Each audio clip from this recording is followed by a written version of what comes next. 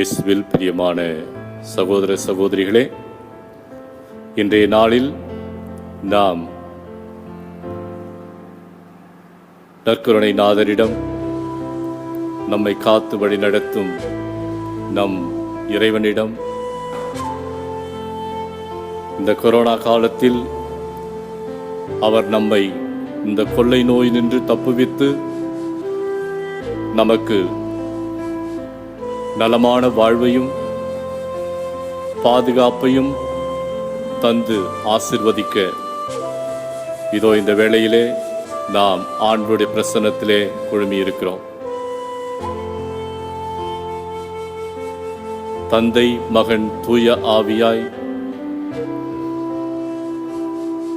நம்மை எந்நாளும் படைத்து காத்து வழி நடத்தி வரும் நம் மூவொரு இறைவனை இதோ இந்த வேளையிலே இந்த பாடலின் வழியாக நாம் பாடி அவரிடம் நம்மை சரணடையச் செய்வோம். நான் பாடுகின்ற பொழுது அதை நீங்கள் திருப்பி பாடலாம். சேர்ந்து பாடி ஜெபிப்போம். தந்தையே இறைவா சரணம், தந்தையே இறைவா சரணம், தந்தையே இறைவா சரணம், தந்தையே இறைவா சரணம், தந்தையே இறைவா சரணம், தந்தையே இறைவா சரணம், தந்தையே இறைவா சரணம், தந்தையே இறைவா சரணம். இயேசுவே ஆண்டவா சரணம், இயேசுவே ஆண்டவா சரணம், இயேசுவே ஆண்டவா சரணம், இயேசுவே ஆண்டவா சரணம், இயேசுவே ஆண்டவா சரணம், இயேசுவே ஆண்டவா சரணம், இயேசுவே ஆண்டவா சரணம், இயேசுவே ஆண்டவா சரணம். தூய நல்லாவியே சரணம், தூய நல்லாவியே சரணம், தூய நல்லாவியே சரணம், தூய நல்லாவியே சரணம், தூய நல்லாவியே சரணம், தூய நல்லாவியே சரணம், தூய நல்லாவியே சரணம், தூய நல்லாவியே சரணம். மூவொரு இறைவா சரணம். மூவொரு இறைவா சரணம். மூவொரு இறைவா சரணம். மூவொரு இறைவா சரணம். மூவொரு இறைவா சரணம். மூவொரு இறைவா சரணம். மூவொரு இறைவா சரணம். மூவொரு இறைவா சரணம். மூவொரு இறைவா சரணம். மூவொரு இறைவா சரணம். இறைவனே நம்மை படைத்தார், இறைவனே நம்மை காக்கின்றார்.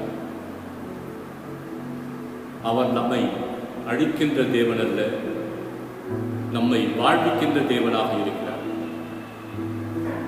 ஒரு தாய் தேற்றுவது போல நான் உன்னை தேற்றுவேன் என்று சொல்லுகிற ஆண்டவர்.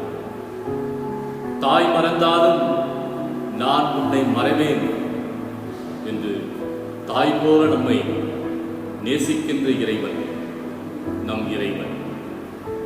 அஞ்சாதே, நான் உன்னோடு இருக்கிறேன் என்று நம்மை எப்பொழுதும் பாதுகாத்து வரும் இறைவன் நம் இறைவன். அவருடைய அரவணைப்பில், அவருடைய அன்பில் நாம் வாழ்கின்றோம் என்பதை மனதிலே நிறுத்துவோம்.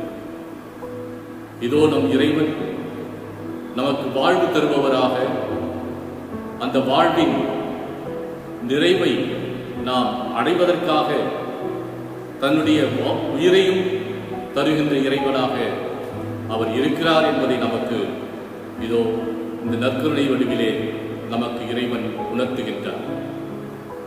ஆடுகள் வாழ்வை பெறும் பொருட்டு, அதுவும் நிறைவாக பெறும் பொருட்டு நான் இந்த உலகிற்கு வந்துள்ளேன் என்று நிறைவான வாழ்வை தருகின்ற இறைவன் நம் இறைவன். இந்த கொரோனா காலத்திலே நாம் பலர் நம்பிக்கை இழந்தவர்களாக மாறிவிட்டோம். எங்கு பார்ப்பினும் பயங்களும் சோகங்களும் மனக்கலக்கங்களும் இறப்புகளும் இழப்புகளும் என்று நம்முடைய வாழ்வை ஒரு தனிமைப்படுத்தப்பட்ட ஒரு வாழ்வாக, குழம்பி போன பயந்து நடுங்கி போன ஒரு வாழ்வாக மாற்றி இருக்கிறது இந்த கொரோனா காலம். ஆனால் இவற்றிற்கு மத்தியிலும் இறைவன் நமக்கு நம்பிக்கையை தருகிறார். பயப்படாதே, நான் உன்னோடு இருக்கிறேன். ஆனால் நம்முடைய மனம் ஆண்டவரை நோக்கி கலங்கி தவிக்கின்றது. ஒரு இக்கட்டான சூழ்நிலையிலே இருந்து கொண்டிருக்கிறேனா, ஆண்டவரை நோக்கி கண்ணீரோடு அவரை உற்று நோக்குகிறோம். இதோ இந்த திருப்பாடல் 6 இக்கட்டு காலத்தில் உதவுமாறு இறைவனை நோக்கி திருப்பாடல் ஆசிரியர் வேண்டுகின்றார். இதோ அப்பாடலை இப்பொழுது நான் வாசிக்கின்றேன். நீங்களும் உங்கள் இல்லங்களில் விவிலியத்தை எடுத்து அந்த 6ஆம் திருப்பாடலை எடுத்து என்னோடு சேர்த்து நீங்கள் வாசியுங்கள்.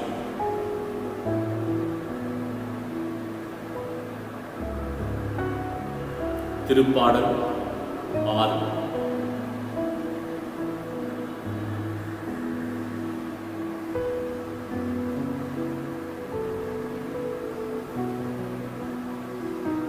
ஆண்டவரே, என் மீது சினம் கொண்டு என்னை கண்டியாதே.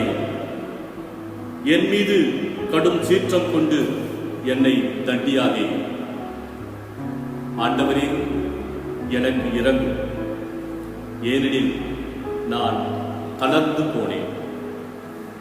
ஆண்டவரே, என்னை குணமாக்கியருளும், ஏனெனில் என் எலும்புகள் வலுவிழந்து போயின. என் உயிர் ஊசலாடுகின்றது.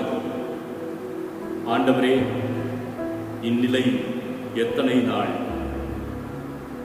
ஆண்டவரே திரும்பும், என் உயிரை காப்பாற்றும், உமது பேரன்பை முன்னிட்டு என்னை மீட்டருளும். இறந்த பின் உம்மை நினைப்பவர் எவரும் இல்லை. பாதாளத்தில் உம்மை போற்றுபவர் யார்? பெருமூச்சினால் இழைத்துப் போனேன். ஒவ்வொரு இரவும் கண்ணீரில் என் படுக்கை மிதக்கின்றது. என் கட்டில் அழுகையால் நனைகின்றது. துயரத்தால் என் கண் வீங்கிப் போயிற்று. என் பகைவர் அனைவரின் காரணமாக அது மங்கிப் போயிற்று. தீங்கிழைப்போரே, நீங்கள் அனைவரும் என்னை விட்டு அகன்று போங்கள். ஏனெனில் ஆண்டவர் என் அழுகுரலுக்கு செவிசாய்த்து விட்டார். அவர் என் விண்ணப்பத்தை கேட்டருளினார். அவர் என் வேண்டுதலை ஏற்றுக்கொண்டார். என் எதிரிகள் யாவரும் வெட்கி பெரிதும் கலங்கட்டும். அவர்கள் திடீரென நாணமுற்று திரும்பிச் செல்லட்டும்.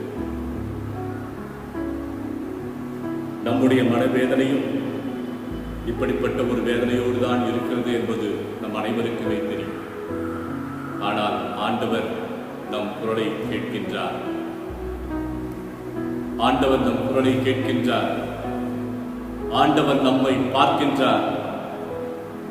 நிச்சயமாக அவர் நம்மை மீட்கின்றார்.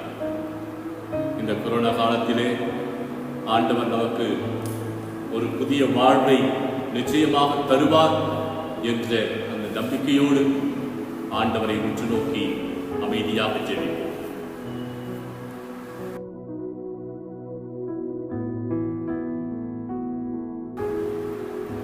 ஆண்டவர் நமக்கு தருகின்ற இறை வார்த்தையை இப்பொழுது நாம் அனைவரும் வாசிக்க கேட்போம்.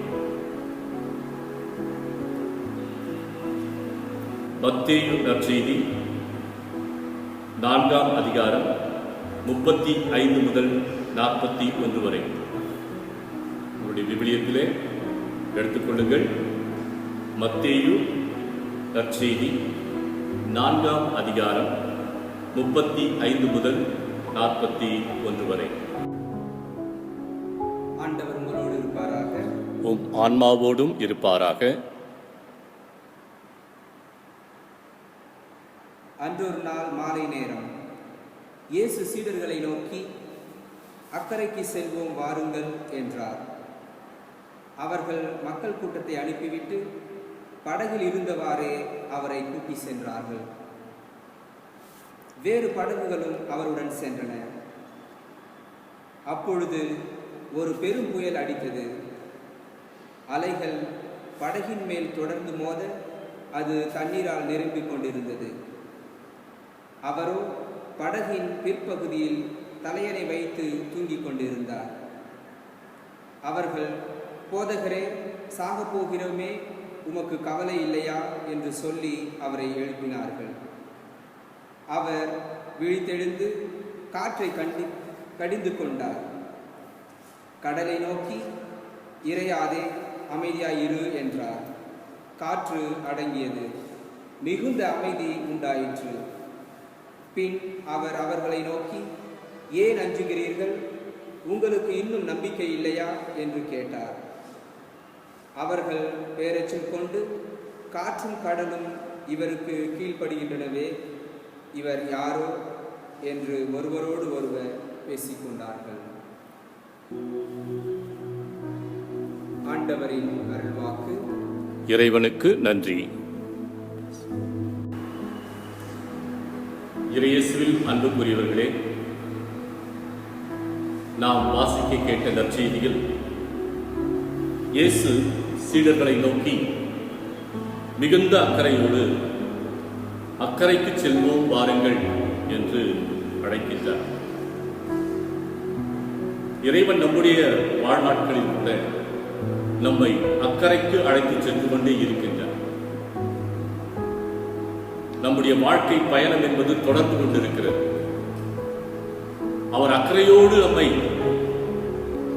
ஒரு புதிய வாழ்வுக்கு அழைத்து செல்கின்ற அந்த வேளையில் இதோ சீடர்கள் படகிலே செல்லுகின்ற அந்த வேளை பெரும் புயல் அடிக்கின்றது. அலைகள் படகின் மேல் தொடர்ந்து மோதுகின்றது. அது தண்ணீரால் நிரம்பிக் கொண்டிருந்தது என்று நற்செய்தி சொல்கிறது. இன்றைக்கும் நம்முடைய வாழ்க்கை பயணத்தில் குறிப்பாக இந்த கொரோனா வைரஸ் முதல் அலை, இரண்டாம் அலை, அடுத்து மூன்றாம் அலை என்று அந்த அலைகள் எழும்பி எழும்பி நம்முடைய வாழ்க்கை பயணத்திலே நம்ம வாழ்க்கை படகை மூழ்கடித்துக் கொண்டிருக்கின்ற ஒரு சூழலிலே நாம் இருந்து கொண்டிருக்கிறோம். இப்படிப்பட்ட ஒரு சூழலில் நாம் மூழ்கி விடுவோமோ என்ற ஒரு பயம் நமக்கு நிச்சயமாக இருக்கிறது.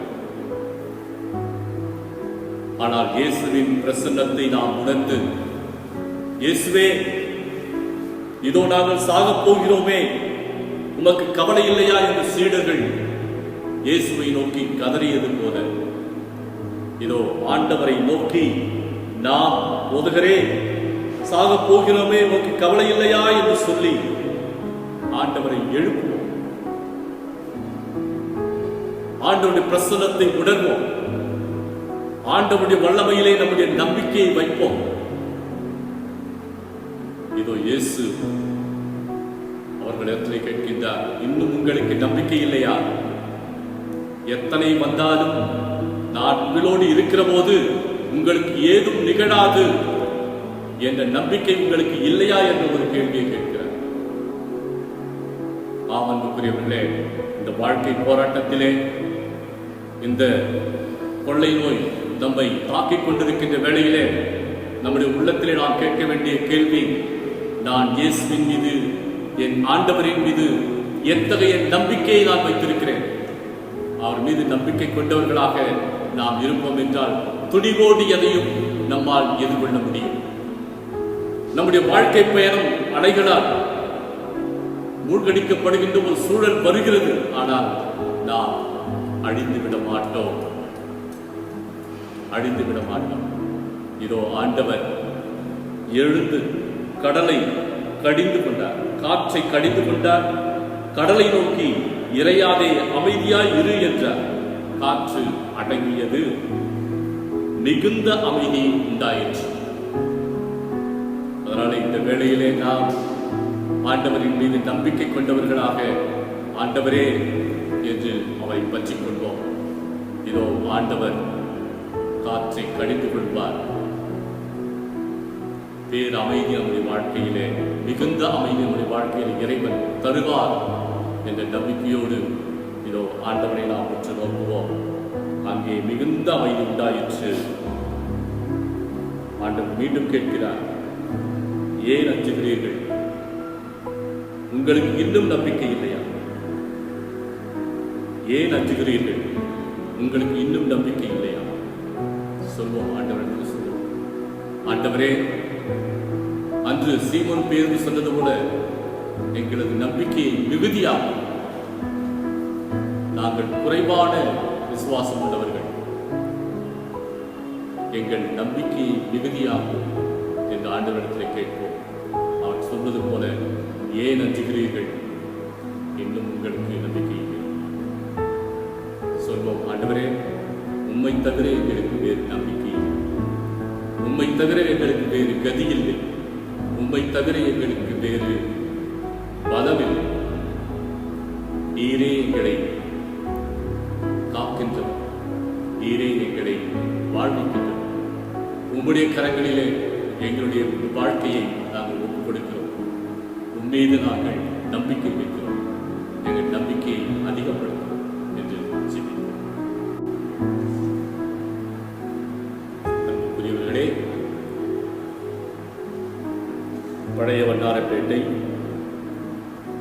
தூய ஆரோக்கியநாதனுடைய ஆலயத்திலிருந்து இந்த நற்கருணை ஆராதனையிலே நாம் ஜெபித்துக் கொண்டிருக்கிறோம்.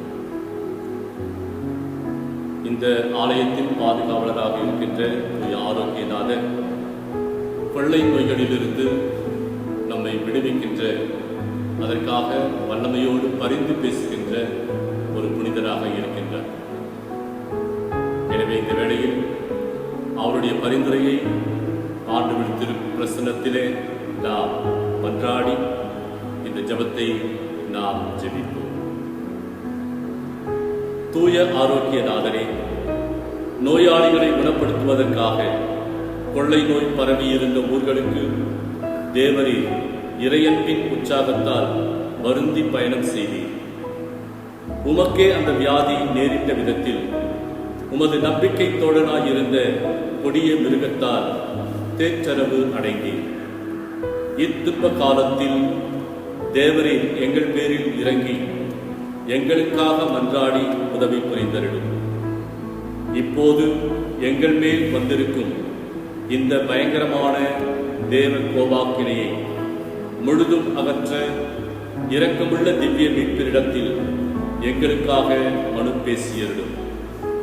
நிர்வாக்கியமான கொள்ளை நோய் பரவின பயங்கரமான இடங்களில் தேவரின் 5 ஆண்டு காலம் வாழ்ந்ததினால் அல்லவா கொள்ளை நோய்களை குணப்படுத்த அற்புத வரம் அடைந்தேன். தூய ஆரோக்கியநாதனுடைய சலுகையை இறந்து மன்றாடுகிற நோயாளிகள் யாவரும் அந்த கொடிய வியாதியிலிருந்து குணமடைவார்கள் என்ற வாசக வாக்குறுதி அடங்கிய சீட்டை ஒரு தேவதூதர் கொண்டு வந்து உமது திருச்சடலத்தின் மீது வைத்ததை தேவரீர் தயவாய் நினைவு கூர்ந்தருளும். ஓ இரக்கம் மிகுந்த புனிதரே, முழுமன நம்பிக்கையோடே நாங்கள் உமது சரணமாக ஓடி வந்தோம். எங்களை கைவிடாதேயும் காவலரே. ஆமென். ஜெபிப்போமாக. இரக்கம் மிகுந்த இறைவா, தூய ஆரோக்கியநாதனுடைய உதவியை இறந்து மன்றாடுகிற யாவரும் கொள்ளை நோய் முதலிய வியாதிகளால் பயப்பட வேண்டியதில்லை என ஒரு தேவதூதரின் வழியாக தெரியப்படுத்த திருவுளமானீரே. அந்த புனிதரின் வல்லமையுள்ள பரிந்துரையை முன்னிட்டு நாங்கள் நலமுடன் வாழ வரமருட வேண்டுமென எங்கள் ஆண்டவராகிய கிறிஸ்து வழியாக உம்மை மன்றாடுகிறோம். ஆமென். தீராத வியாதியை குணப்படுத்த ஜெபம். தூய ஆரோக்கியநாதரே, கொள்ளை நோய் என்னும் கொடிய வேதனை எங்கள் மேல் வராதபடிக்கு இரக்கம் மிகுந்த இறைவன் முன்பாக உமது மன்றாட்டுகளால் பரிந்து பேச கிருபை புரிந்தருளும். நோய்களையும் சிறப்பாக எங்கள் ஆன்மாவுக்கு வரக்கூடிய எவ்வித மோசமான வியாதிகளையும் விலக்கி எங்களை ஆதரித்து வழிநடத்த வேண்டும் என்று உம்மை மன்றாடுகிறோம். ஆமென். அன்பான எங்கள் இயேசு ஆண்டவரே, இதோ இந்த நேரத்திற்காக நாங்கள் உமக்கு நன்றி கூறுகின்றோம். உம்முடைய குணமளிக்கும் பிரசன்னத்திற்காக, எம்மை பாதுகாக்கின்ற உமது பிரசன்னத்திற்காக, எங்களை பராமரிக்கின்ற உம்முடைய பிரசன்னத்திற்காக இதோ இந்த வேளையிலே நாங்கள் நன்றி கூறி உம்மை ஆராதிக்கின்றோம். ஆண்டவரே, இதோ இந்த நேரத்திலே நோயினாலே அவதிப்படுகின்ற ஒவ்வொரு மனிதர்களையும் உம்முடைய திருப்பாதத்தில் வைக்கின்றோம். இதோ இந்த நோயினால் அவதிப்பட்டு மூச்சுவிட முடியாமல் திணறிக்கொண்டு உம்மையே நோக்கி நீரே கதி என்று இருக்கின்ற உம்முடைய பிள்ளைகளை நீர் கண்ணோக்கிப்பார். இதோ அவர்களுக்கு நீரே உயிர் மூச்சாக இருந்து அவர்களை நீர் உயிர்ப்பித்தருளும். அவர்களுக்கு அந்த நோயிலிருந்து பூரணமான குணத்தை அவர்களுக்கு கொடுத்து நீர் ஆசீர்வதிப்பீராக. ஆண்டவரே, இதோ அவர்களை பராமரிக்கின்றவர்கள் முன்கள பணியாளர்களாக மருத்துவர்கள், செவிலியர்கள், காவல்துறையினர், தூய்மை பணியாளர்கள் என்று பலர் தங்களுடைய உயிரை பணயம் வைத்து இந்த நோயிலிருந்து மக்களை காப்பாற்ற அவர்கள் எடுக்கின்ற முயற்சிகளில் ஆண்டவரே நீரே அவர்களுக்கு துணையாயிருந்து அவர்கள் வழியாக இந்த நோயினால் அவதிப்படுகின்ற ஒவ்வொரு மனிதர்களையும் நீர் காத்தருள்வீராக. பணியாற்றுகின்ற அவர்களுக்கு நீரே பாதுகாவலராய் இருப்பீராக. அவர்களுக்கு நல்ல உடல் நலத்தை நீர் கொடுப்பீராக. ஆண்டவரே, இந்த பணிகளிலே தொண்டாற்றும் குருக்கள், துறவியர், தன்னார்வ தொண்டர்கள், அரசியல் தலைவர்கள் இவர்கள் அனைவரையும் ஆண்டவரே நீர் ஆசீர்வதிப்பீராக. அவர்களுக்கு நீரே கேடயமும் பலவுமாயிருந்து அவர்கள் நல்ல முறையிலே இந்த பணிகளை எல்லாம் செய்ய நீரே அவர்களுக்கு ஆற்றலும் சக்தியுமாயிருப்பீராக. அவர்களை நீர் பாதுகாப்பீராக. ஆண்டவரே, இதோ உம்முடைய பிரசன்னத்திலே இருக்கின்ற உம்முடைய குடும்பங்கள், உம்முடைய பிள்ளைகள் இந்த ஆராதனையிலே கலந்து கொண்டு உம்மை மகிமைப்படுத்திக் கொண்டிருக்கின்ற ஒவ்வொரு பிள்ளையையும், அந்த குடும்பங்களையும், ஒவ்வொரு குழந்தையையும் நீர் ஆசீர்வதிப்பீராக. அவர்களை நீர் பாதுகாப்பீராக. இந்த நோய் அவர்களை அணுகாதபடி அவர்களை நீர் பாதுகாத்து அவர்களை வழிநடத்துவீராக.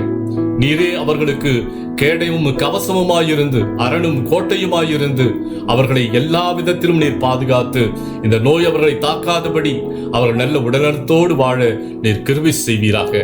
ஆண்டவரே, இதோ அன்று செம்மறியாட்டின் ரத்தம் தடவி இருந்த எபிரேய இல்லங்களை நீர் காப்பாற்றியது போல ஆண்டவரே, இதோ இயேசுவின் ரத்தத்தினாலே மீட்கப்பட்டிருக்கிற உம்முடைய பிள்ளைகளை நீர் காத்தருள்வீராக. அவர்கள் எத்தீங்கும் தீண்டாதபடி உம்முடைய காவல் தூதர்களால் அவர்கள் நீர் காத்தருள்வீராக. ஆரோக்கிய தாயின் வழியாக, அவருடைய பரிந்துரையின் வழியாக, நலமளிக்கும் அந்த தாயின் வழியாக அனைவருக்கும் நீர் நலமளிப்பீராக. ஆண்டவரே, எங்கள் புனித ஆரோக்கியநாதர் அவருடைய பரிந்துரை, வல்லமையான பரிந்துரை, கொள்ளை நோயிலே அவர் வழியாக ஜெபிக்கின்ற பொழுது அவருடைய வல்லமையான பரிந்துரையை கேட்டு மக்களை நீர் குணப்படுத்துகிறீர் என்பதை நாங்கள் நம்புகிறோம். இதோ ஆரோக்கியநாதனுடைய பரிந்துரை வழியாக உம்மை நோக்கி நாங்கள் மன்றாடுகிறோம். ஆண்டவரே, எங்கள் அனைவருக்கும் நல்ல உடல்நலத்தை தாரும், எங்களை பாதுகாத்தருடும், இந்த நோய்களில் இருந்து எங்களுக்கு விடுதலை அளித்தருடும். உம்முடைய காவல் தூதர்களை அனுப்பி எங்களை சுற்றி சூழ்ந்து நின்று நாங்கள் எல்லாவற்றிலும் காக்கப்படுமாறு நீர் அருள் புரிவீராக. எவ்வித பயமும் எவ்வித மனக்கலக்கமும் இன்றி நாங்கள் தைரியத்தோடு எங்களுடைய வாழ்க்கையை தொடர்ந்து நடத்த நீர் கிருபை செய்வீராக. ஆண்டவரே, இந்த நோயினாலே பல விதங்களிலே பாதிக்கப்பட்டிருக்கின்ற ஒவ்வொரு மக்களையும் நீர் ஆசீர்வதிப்பீராக. அவர்களுக்கு நீரே துணையாக இருப்பீராக. உம்முடைய பிரசன்னம் எங்களை நிரப்புவதாக, எங்களை காப்பதாக. ஆமென், ஆமென், ஆமென்.